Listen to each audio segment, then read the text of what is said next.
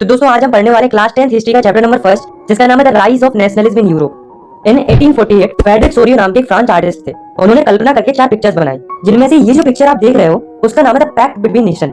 इस पिक्चर में Frederick Sorio एक डेमोक्रेटिक एंड रिपब्लिक वर्ल्ड की कल्पना कर रहे हैं। यहाँ पर ये जो आपको स्टैचू देख रही है वो स्टैचू ऑफ लिबर्टी, जो कि आजादी को दर्शा रही है। इस स्टैचू के एक हाथ में टॉर्च है और दूसरे हाथ में मानव अधिकारों का चार्ट है। इस मूर्ति के सामने जमीन पर मोनार्की सिस्टम का कचरा डला हुआ है, यानी कि राजा महाराजाओं के मुकुट, कपड़े और भी राजशाही वस्तुएं जमीन पर पड़ी हुई है। इसमें जो आर्टिस्ट है वो ये बताना चाह रहे हैं कि जो ये लंबी लाइन में लोग आ रहे हैं वो कैसे मोनार्की सिस्टम के कचरे को छोड़ते जा रहे हैं, मतलब राजा महाराजाओं के शासन को ध्वस्त करते जा रहे हैं और स्टैचू ऑफ लिबर्टी यानी कि आजादी की तरफ बढ़ते जा रहे हैं। यह देखकर उनके ऊपर ईसा मसीह और जीसस आसमान से उन्हें आशीर्वाद दे रहे हैं। इस चैप्टर में हम ऐसे कई सारे टॉपिक को पढ़ेंगे जिनकी कल्पना सोरियो ने अपनी इस पेंटिंग में की है। इसके अलावा हम ये भी पढ़ेंगे कि यूरोप में नेशनलिज्म कैसे आया, क्या क्या चेंजेस देखने को मिले, कैसे लोगों ने नेशनलिज्म के लिए स्ट्रगल किया, कैसे यूरोप में से डायनेस्टिक रूल खत्म हुआ और कैसे नेशन स्टेट अस्तित्व में आए। तो चलिए स्टार्ट करते हैं।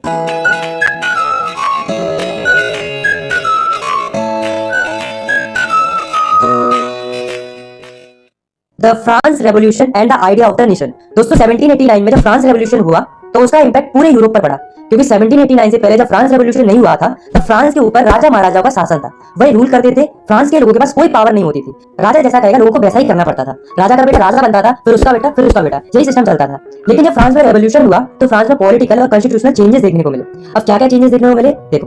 तो फ्रांस रेवोल्यूशन के दौरान पहला चेंज ये देखने को मिला कि जो पावर मोनार्की के पास थी वो मोनार्की से हटकर फ्रांस के कॉमन सिटीजन के पास पहुंच जाती है। दूसरा चेंज था लोगों ने पुराने फ्लैग को हटाकर एक न्यू फ्लैग को इंट्रोड्यूस किया जिसमें 3 कलर थे। थर्ड चेंज था फ्रांस लैंग्वेज को नेशनल लैंग्वेज घोषित कर दिया। फोर्थ चेंज था फ्रांस के लोगों ने एक नया नेशनल एंथम कंपोज किया और साथ में शपथ भी लिया।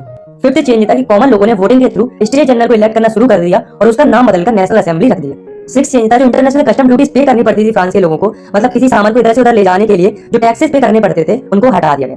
तो दोस्तों इतने सारे चेंजेस हुए फ्रांस रेवोल्यूशन के दौरान। इसके अलावा जो फ्रांस आर्मी थी उसने क्या किया कि जो नेशनलिज्म की भावना थी, मतलब अपने नेशन के प्रति प्यार और देशभक्ति की जो भावना थी उसे पूरे यूरोप में फैलाना शुरू कर दिया। इन्होंने कहा कि अगर हम मोनार्की को हटाकर डेमोक्रेसी ला सकते हैं तो आप लोग क्यों नहीं। ऐसा इन्होंने ढिंढोरा पीटना शुरू कर दिया पूरे यूरोप में। सबको सही चल रहा था, फ्रांस से मोनार्की सिस्टम मर चुका था और डेमोक्रेसी आ गई थी, लोग खुशी खुशी रह रहे थे।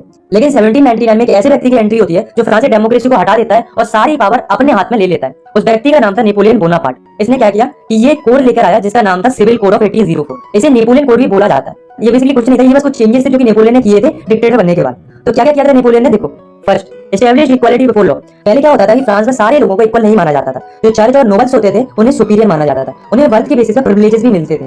लेकिन अब ऐसा नहीं था। नेपोलियन ने क्या किया कि सबको इक्वल कर दिया, मतलब कानून की नजर में सब लोग बराबर रहेंगे, ना ही कोई सुपीरियर रहेगा और ना ही कोई कमजोर रहेगा। Second, secure the right of property. Napoleon ने क्या किया कि लोगों को राइट टू प्रॉपर्टी दिला दिया, मतलब अगर किसी के पास पैसा है तो वो प्रॉपर्टी खरीद सकता है और वो प्रॉपर्टी उसी की रहेगी, कोई उसे छीन नहीं सकता।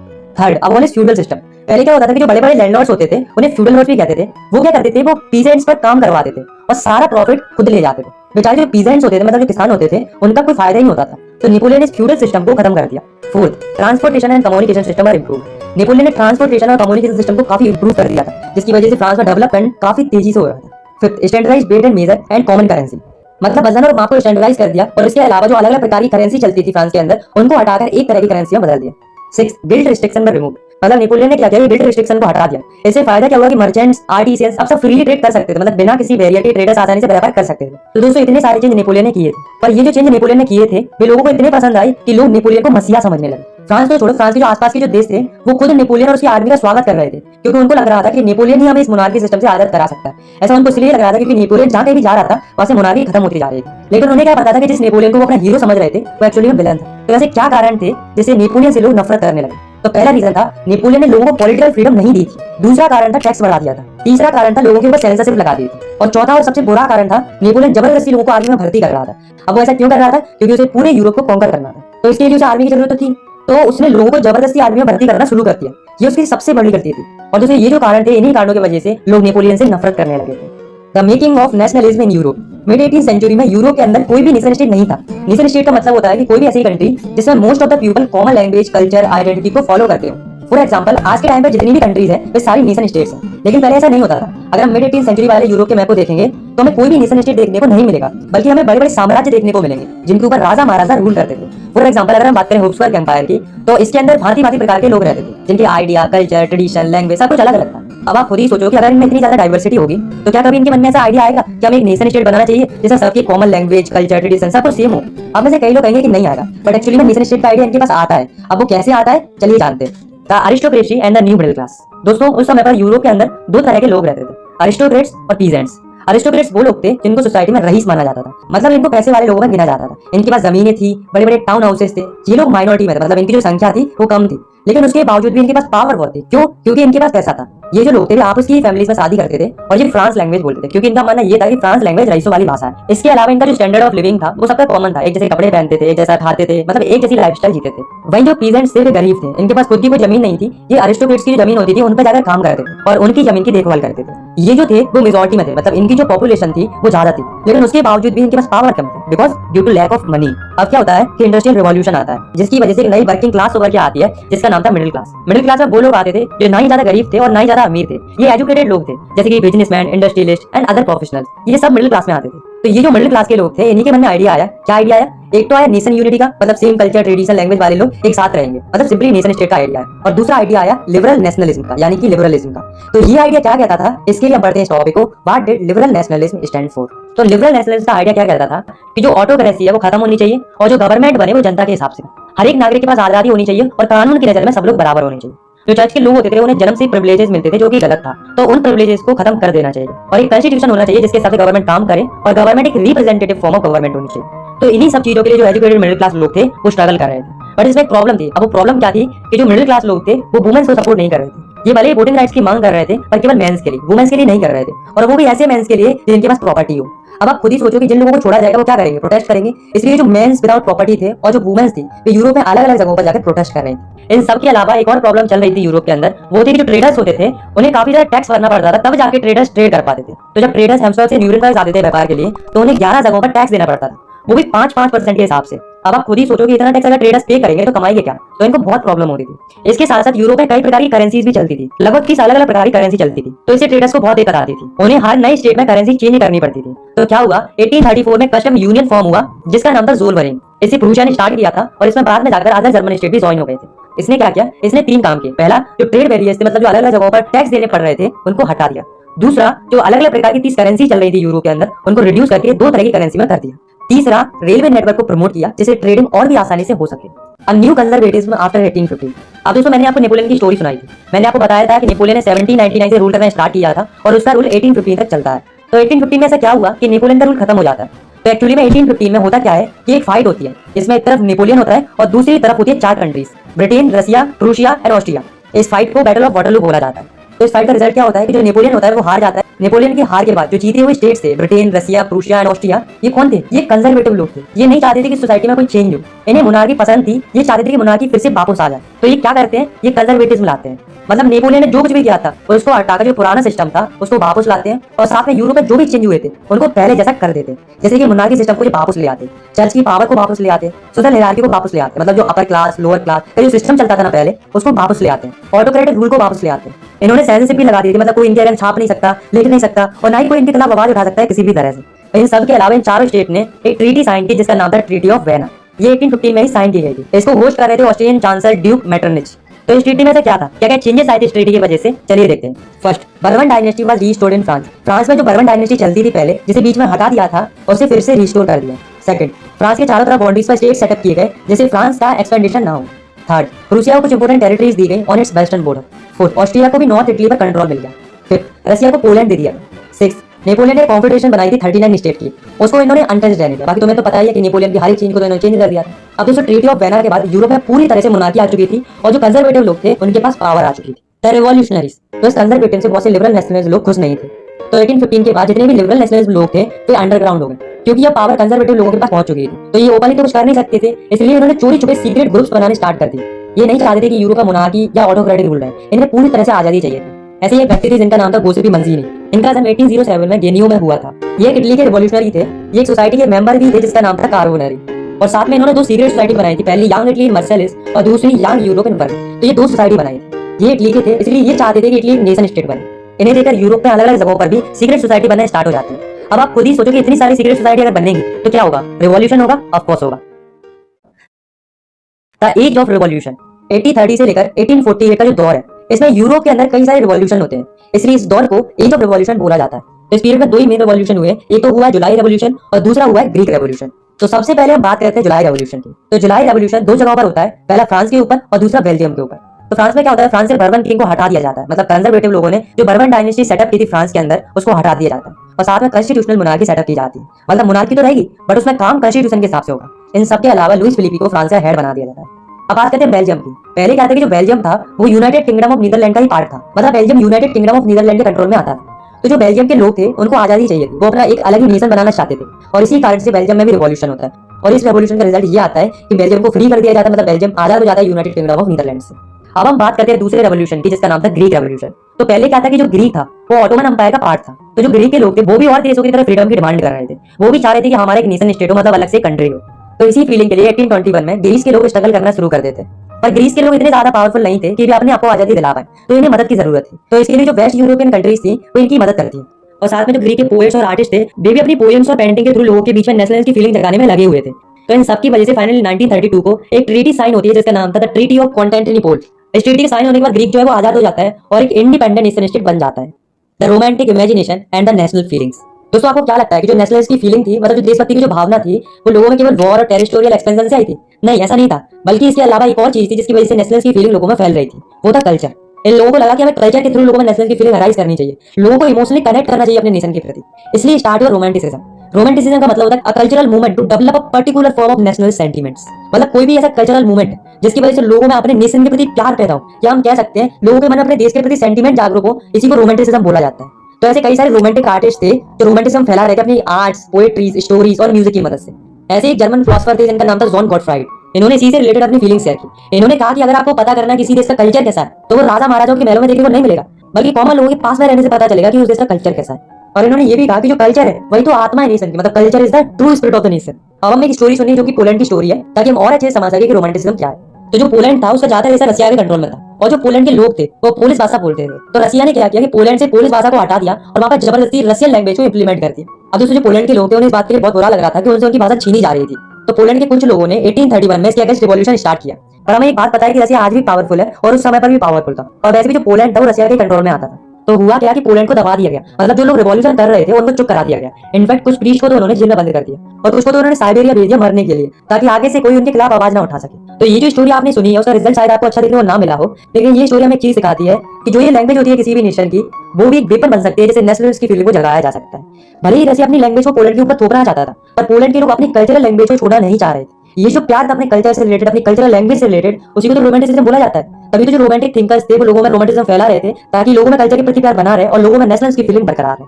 Hunger, hardship and the popular revolt. 1830s में यूरोप के अंदर एक ऐसा दौर आता है जिसमें लोगों की इकोनॉमिक कंडीशन बहुत ज्यादा खराब हो जाती है, इकोनॉमिक हार्डशिप आ जाती है। होता क्या है कि यूरोप के अंदर बहुत ज्यादा पॉपुलेशन बढ़ने लगती है, जिसके कारण अनएम्प्लॉयमेंट बढ़ने लगता है, लोगों के पास काम नहीं था करने के लिए, जिसके कारण जो गांव के लोग थे वो शहरों में जाने लगते हैं ये सोचकर कि वहां जाकर उनको काम मिलेगा। लोगों के आने से शहरों में स्लम्स क्रिएट होने लगते हैं और सिटीज की कंडीशन भी खराब होने लगती है। अब हुआ क्या कि अब जो सामान था वो यूरोप में इंग्लैंड से आने लगा, और इंग्लैंड का सामान लोगों के लिए सस्ता पड़ता था क्योंकि ये सामान मशीनों से बन रहा था, जैसे जो स्मॉल स्केल प्रोड्यूसर थे उनको भी लॉस होने लगा। और यही वो दौर था जब लोगों की फसलें भी खराब हो गई, जैसे फूड प्राइसेस आसमान छू रहे थे, लोगों को खाने के लिए भी स्ट्रगल करना पड़ रहा था। वही जो अमीर लोग थे उन्हें कोई फर्क नहीं पड़ रहा था क्योंकि उनके पास पैसा था। सबसे ज्यादा हंगर और हार्डशिप का असर उन लोगों पर पड़ रहा था जो शहरों से काम की तलाश में आए थे, यानी कि गरीब लोगों पर। 1848 में फ्रांस की सिटी पेरिस की हालत ऐसी हो जाती है कि लोग सड़कों पर आ जाते हैं। ये देखकर जो फ्रांस का रूलर था लुइस फिलिपी, वो डर जाता है और वो अपनी पोजीशन छोड़कर भाग जाता है। अब जब राजा भाग गया तो कोई ना कोई तो चाहिए कंट्री को रन कराने के लिए। इसके लिए फ्रांस में एक नेशनल असेंबली फॉर्म होती है और नेशनल असेंबली फ्रांस को एक रिपब्लिक कंट्री डिक्लेयर कर देती है। मतलब अब फ्रांस जो है वो एक नेशन स्टेट बन चुका था। नेशनल असेंबली के आने के बाद कुछ चेंजेस होते हैं, बेसिकली दो चेंजेस होते हैं। पहला, सबको वोटिंग राइट दिया जाता है, मतलब जितने भी 21 साल से ऊपर के आदमी हैं उनको वोटिंग राइट्स दे दिया जाता है। अमीर गरीब सबको वोटिंग राइट्स दे दिया जाता है, वुमेन्स को छोड़कर। औरतों को अभी भी वोटिंग राइट्स नहीं दिया गया था। Second, right to work provide कराया जाता है, मतलब सबको काम दिया जाएगा, सबके पास काम रहेगा। तो इससे अनएम्प्लॉयमेंट की जो समस्या चल रही थी फ्रांस के अंदर वो धीरे धीरे खत्म होने लगती है। 1845 में एक और इंसिडेंट हुआ था जिसको सिलेसिया रिवॉल्ट बोला जाता है, क्योंकि ये सिलेसिया में हुआ था। तो हुआ क्या था कि कुछ वीवर्स थे जिन्होंने कॉन्ट्रैक्टर के अगेंस्ट में रिवॉल्ट कर दिया था। क्यों किया था? क्योंकि कॉन्ट्रैक्टर ने इनका पेमेंट कम कर दिया था। इस बात से वीवर्स को गुस्सा आ गया और उन्होंने कॉन्ट्रैक्टर के घर में तोड़फोड़ मचा दी। कॉन्ट्रैक्टर वीवर्स के डर से एक पास के गांव में जाकर छिप जाता है, लेकिन गांव वालों ने भी उसे रखने से इनकार कर दिया। तो वो जाकर आर्मी के पास पहुंच जाता है और उनसे जाकर मदद मांग ले रखता है। तो यहाँ पर जो वीवर्स उसका पीछा कर रहे थे उनकी आर्मी से फाइट होती है जिसमें 11 वीवर्स मर जाते हैं। तो यहाँ पर जो रिवॉल्ट था वो अनसक्सेसफुल था, लेकिन बात वो नहीं थी कि सक्सेसफुल था कि नहीं था, बट बात तो ये थी कि रिवॉल्यूशन हो रहे थे और पूरे यूरोप में हो रहे थे। The revolution of the liberals. अब दोस्तों जब सभी लोग रिवॉल्यूशन कर रहे थे तो मिडिल क्लास लोग कैसे शांत बैठ सकते थे? तो जो मिडिल क्लास लोग थे वो भी 1848 में रिवॉल्यूशन कर रहे थे। और ये क्यों कर रहे थे? क्योंकि ये नेशन स्टेट एस्टैब्लिश करना चाह रहे थे और साथ में डिमांड कर रहे थे पार्लियामेंट्री प्रिंसिपल्स की। पार्लियामेंट्री प्रिंसिपल्स का मतलब होता है कि लोगों के पास एक कॉन्स्टिट्यूशन होना चाहिए, फ्रीडम ऑफ प्रेस होना चाहिए और फ्रीडम ऑफ एसोसिएशन होना चाहिए, मतलब किसी को भी अपनी एसोसिएशन या पार्टी बनाने की आजादी होनी चाहिए। तो इन सब चीजों की डिमांड कर रहे थे मिडिल क्लास के लोग। अब दोस्तों यहाँ से हम जर्मन रीजन की बात करने वाले हैं। तो जर्मन रीजन में क्या होता है कि जो वहाँ के मिडिल क्लास लोग होते हैं वो क्या करते हैं, वो एक असेंबली बनाते हैं जिसको ऑल जर्मन नेशनल असेंबली बोला जाता है, जिसमें 831 मेंबर्स को ये लोग इलेक्ट करते हैं वोटिंग के थ्रू। और 1848 को ये सारे 831 मेंबर्स इकट्ठे होते हैं। कहाँ इकट्ठे होते हैं? फ्रैंकफर्ट नाम की जगह है जर्मनी में, जहाँ पर एक चर्च है सेंट पोल नाम का, वहां पर जाकर ये सारे लोग इकट्ठे होते हैं। जैसा कि आप इस पिक्चर में भी देख सकते हो, इसी को फ्रैंकफर्ट पार्लियामेंट भी बोला जाता है, क्योंकि जर्मनी में पार्लियामेंट तो था नहीं, इसलिए इन्होंने चर्च को ही पार्लियामेंट बना लिया था। तो ये जो 831 मेंबर्स थे वो क्या करते हैं, वो एक कॉन्स्टिट्यूशन ड्राफ्ट करते हैं जर्मन नेशन के लिए। पर एक प्रॉब्लम थी, जो ये 831 मेंबर्स इलेक्ट हुए थे वे सारे मिडिल क्लास लोग थे। तो ये क्या करने लगे कि जो वर्कर्स और आर्टिसंस थे उनको इग्नोर करने लगे, उनकी डिमांड्स नहीं सुनी जा रही थी। तो वर्कर्स और आर्टिसंस को गुस्सा आ गया और उन्होंने अपना सपोर्ट वापस ले लिया। वैसे वर्कर्स और आर्टिसंस सपोर्ट कर रहे थे इनको, लेकिन अब नहीं कर रहे थे। इस कारण से जो मिडिल क्लास के लोग कॉन्स्टिट्यूशन की लड़ाई लड़ रहे थे वो कमजोर पड़ने लगे। लेकिन उसके बावजूद भी ये लोग गए राजा के पास अपना कॉन्स्टिट्यूशन का आइडिया लेकर। उस समय पर जो राजा था वो था फ्रेडरिक विलियम फोर्थ। ये पूरे प्रूशिया का राजा था। अब आप लोग कहोगे कि ये प्रूशिया के राजा के पास क्यों गए थे, जर्मनी के राजा के पास क्यों नहीं गए थे? तो एक्चुअली में उस समय पर जर्मनी नाम की कोई कंट्री होती ही नहीं थी, बल्कि उस समय पर जर्मन रीजन हुआ करते थे। इसलिए सारे लोग प्रूशिया के राजा के पास गए थे। अब आप खुद ही सोचो कि क्या राजा चाहेगा कि कॉन्स्टिट्यूशन आए? राजा क्यों चाहेगा अपनी पावर कम करना? इसलिए राजा अपनी आर्मी को बुलाता है और इनकी अच्छे से खातिरदारी करवाता है, और यहाँ पर ये मूवमेंट खत्म हो जाता है। तो यहाँ पर कमी क्या रही, इन्होंने वर्कर्स और आर्टिसंस का सपोर्ट नहीं लिया। अगर लेते तो ये मूवमेंट थोड़ा ब्रॉड लेवल पर होता और शायद राजा को प्रेशर में आकर इनकी बात माननी पड़ती, लेकिन अब तो ऐसा नहीं हुआ, मूवमेंट फेल हो गया। लेकिन जो मुनाफ्स थे उन्हें एक चीज समझ में आ गई थी कि वे ज्यादा समय तक लिबरल्स लोगों को रोक नहीं पाएंगे, कभी ना कभी तो ये मिडिल क्लास लोग जीत ही जाएंगे। ऐसा इन्हें रियलाइज होने लगा। तो ये क्या करते हैं, थोड़ा थोड़ा कंसेशन देना शुरू कर देते हैं। तो क्या करते हैं, पहला सेबडम और बाउंडेड लेबर को अबॉलिश कर देते हैं होस्टल डोमिनेशन से और रसिया से, और दूसरा हंगेरियन को ऑटोनॉमी ग्रांट कर दी जाती है इन 1867। The making of Germany and Italy. इस टॉपिक में हम पढ़ेंगे कैसे जर्मनी और इटली यूनिफाइड नेशन बनते हैं और कैसे उनका यूनिफिकेशन होता है। तो सबसे पहले हम देखते हैं जर्मनी के केस को। तो दोस्तों अभी तक हमने ये देख लिया था कि जो जर्मनी के मिडिल क्लास लोग होते हैं वे राजा के पास आते हैं कॉन्स्टिट्यूशन का आइडिया लेकर, बट राजा जो होता है वो एक्सेप्ट करने से मना कर देता है और उन्हें सप्रेस कर देता है आर्मी की मदद से, और यहाँ पर उनका जो मूवमेंट होता है वो खत्म हो जाता है, यानी कि फेल हो जाता है। अब सवाल ये उठता है कि क्या मिडिल क्लास लोगों ने आगे कोई मूवमेंट नहीं किया? कैसे किया देखो। तो जो मिडिल क्लास लोग होते हैं वे क्या करते हैं, वे जाते हैं प्रूशिया के बड़े बड़े लैंडलॉर्ड्स के पास, जिन्हें जंकर्स और प्रूशिया भी बोला जाता है। उनसे जाकर ये लोग मदद मांगते हैं। तो जो जंकर्स होते हैं वो इनकी मदद के लिए तैयार हो जाते हैं और सारा जिम्मा अपने ऊपर ले लेते हैं जर्मनी के यूनिफिकेशन का। अब सारी जिम्मेदारी प्रूशिया के पास आ चुकी थी। उस समय पर प्रूशिया का जो चीफ मिनिस्टर था वो था ऑटोमन बिस्मार्क। तो ऑटोमन बिस्मार्क और उसकी मिलिट्री और सारी जंकर्स मिलकर लड़ाई करना शुरू कर देते हैं। इसके खिलाफ फ्रांस, ऑस्ट्रिया और डेनमार्क के खिलाफ। क्यों करते हैं? क्योंकि जर्मन स्पीकिंग रीजन था वो इनके कंट्रोल में था, उनसे छीनने के लिए ये लड़ाई करते हैं। ये लड़ाई 7 सालों तक चलती है और इस लड़ाई का रिजल्ट ये आता है कि जो प्रूशिया होता है वो ये लड़ाई जीत जाता है, और इसके साथ ही जर्मनी की यूनिफिकेशन प्रोसेस कंप्लीट हो जाती है, मतलब जर्मनी एक यूनिफाइड नेशन बन जाता है। और फाइनली 18 जनवरी 1871 को जर्मनी का एक नया राजा बनता है जिसका नाम था केजर विलियम फर्स्ट। ये जो राजा बना था वो काफी ज्यादा महत्व देता था करेंसी को मॉडर्नाइज करने में, बैंकिंग और जुडिशियल सिस्टम को इंप्रूव करने में। Italy unified. इससे पहले टॉपिक में हमने पढ़ा था कि जर्मनी का यूनिफिकेशन कैसे हुआ था। इस टॉपिक में पढ़ेंगे कि इटली का यूनिफिकेशन कैसे हुआ था। तो देखो 19th सेंचुरी में इटली जो था वो 7 स्टेट्स में बटा हुआ था। अब दोस्तों ये जो स्टेट आप देख रहे हो वो है सर्डिनिया पिएडमोंट। यही एकमात्र स्टेट है जहाँ पर एक ऐसा राजा रूल करता था जो इटली लैंग्वेज बोलता था, और वो एक्चुअली में ही इटालियन प्रिंस था। उसका नाम था वेक्टर एमुनुएल सेकंड। अब देखो इटली के नॉर्थ का जो एरिया था वो ऑस्ट्रेलिया हुन्सवर्थ के कंट्रोल में था। इटली के सेंटर का जो एरिया था वो पॉप के कंट्रोल में था, और जो साउथ का एरिया था वो बर्बन किंग ऑफ स्पेन के कंट्रोल में। अब देखो यूनिफिकेशन कैसे होता है। मैंने आपको एक व्यक्ति के बारे में बताया था जिसका नाम था गोसिपी मज़ीनी। ये भी इटली को यूनिफाइड करना चाहते थे। इनफैक्ट इसके लिए इन्होंने सीक्रेट सोसाइटी भी बनाई थी जिसका नाम था यंग इटली, पर अफसोस ये फेल हो गए थे, ये इटली को यूनिफाइड नहीं कर पाए थे। बट 1848 में जो सर्डिनिया पिएडमोंट का जो किंग था वेक्टर एमुनुएल सेकंड, वो ये ठान लेता है कि अब मैं यूनिफाई करूंगा इटली को। इसके लिए वो अपने चीफ मिनिस्टर को बुलाता है जिसका नाम था काउंट कैवोर, और उसे रिस्पॉन्सिबिलिटी दे देता है किसकी, इटली को यूनिफाइड करने की। और यहाँ से रिवॉल्यूशन स्टार्ट हो जाता है। सबसे पहले क्या होता है कि 1859 में कैवोर फ्रांस के साथ मिलकर ऑस्ट्रेलिया हुन्सवर्थ को हरा देता है, और जो एरिया उन्होंने कैप्चर करके रखा था उसको वो अपने कंट्रोल में ले लेता है। अब बारी थी साउथ वाले रीजन की, जो कि बर्बन किंग ऑफ स्पेन के कंट्रोल में था। तो इसके लिए कैवोर क्या करता है, एक व्यक्ति की मदद लेता है जिसका नाम था गुसिपी गरीब बाल्टी, जिसकी खुद की एक आर्मी थी जिसमें हजारों वॉलंटियर थे। तो ये सारे लोग मिलकर लड़ाई करते हैं और 1860 में इटली के साउथ वाले रीजन को ये स्पेन से आजाद करा देते हैं। अब अच्छा सेंट्रल इटली, तो सेंट्रल इटली पॉप के कंट्रोल में था, और पॉप से आजाद कराने में इनको कोई दिक्कत नहीं होती क्योंकि पॉप जो है वो डर जाता है, इसलिए वो पहले सरेंडर कर देता है। तो इस तरह से इटली जो है वो यूनिफाइड हो जाता है, और फाइनली 1861 में जो वेक्टर एमुनुएल सेकंड थे उनको पूरे इटली का किंग बना दिया जाता है। The strange case of Britain. अभी हमने जर्मनी और इटली का यूनिफिकेशन पढ़ा था, लेकिन इस टॉपिक में हम पढ़ेंगे कि ब्रिटेन का यूनिफिकेशन कैसे हुआ था। तो चलिए देखते हैं। दोस्तों जो ब्रिटेन का यूनिफिकेशन हुआ था वो ऐसे नहीं हुआ था कि अचानक से वॉर और रिवॉल्यूशन हुए और यूनिफिकेशन हो गया, बल्कि ब्रिटेन का यूनिफिकेशन एक लॉन्ग ड्रॉन प्रोसेस के साथ हुआ था।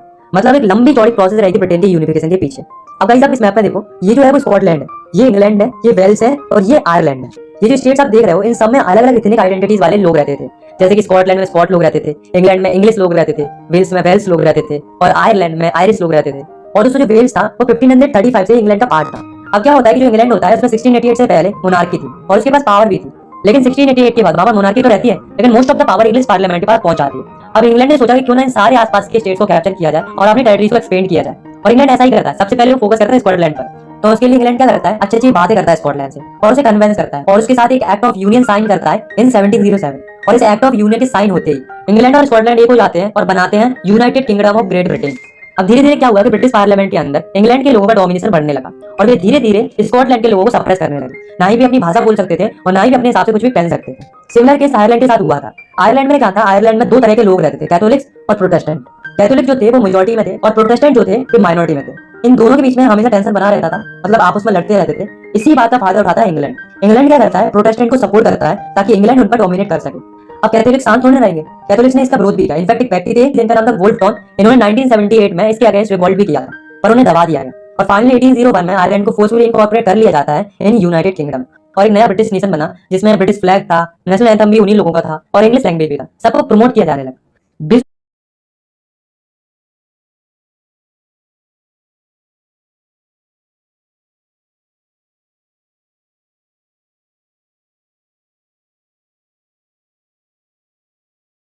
फ्लैग था, नेशनल एंथम भी उन्हीं लोगों का था और इंग्लिश लैंग्वेज भी था। सबको प्रमोट किया जाने लगा।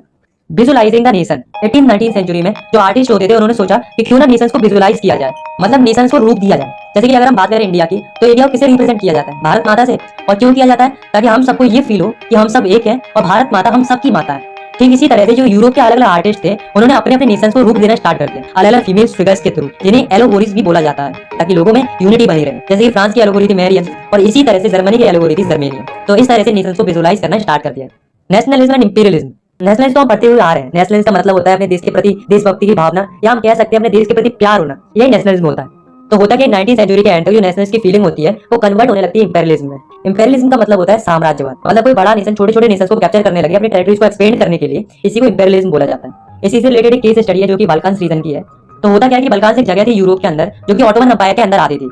इस बाल्कान्स रीजन के अंदर बहुत सारे स्टेट्स आते थे, जैसे कि रोमानिया, बल्गेरिया, अल्बानिया, ग्रीस और भी बहुत सारे स्टेट्स आते थे। तो क्या हुआ कि जो ऑटोमन एम्पायर था वो धीरे धीरे कमजोर होने लगा, जिस कारण से जो बाल्कन रीजन के जो स्टेट थे वे अपने आप को इंडिपेंडेंट करने लगे, मतलब अपनी अपनी अलग अलग कंट्रीज बनाने लगे। ये सारी कंट्रीज आपस में जलती थी, जिस वजह से हर कंट्री यही चाह रही थी कि मेरा डोमिनेशन रीजन सबसे बड़ा हो, जिस वजह से ये सारी कंट्रीज आपस में लड़ने लगती हैं अपने एरिया को एक्सपेंड करने के लिए।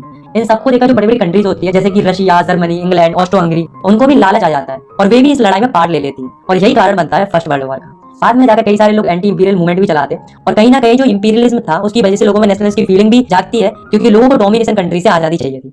आई होप आपको वीडियो पसंद आई होगी। अगर आपको वीडियो पसंद है तो आप इस वीडियो को लाइक कर सकते हो और चाहो तो इस चैनल को सब्सक्राइब भी कर सकते हो ऐसी क्लास 10 की वीडियो आगे देखने के लिए। मिलते हैं नेक्स्ट वीडियो में, तब तक के लिए टेक केयर, बाय बाय।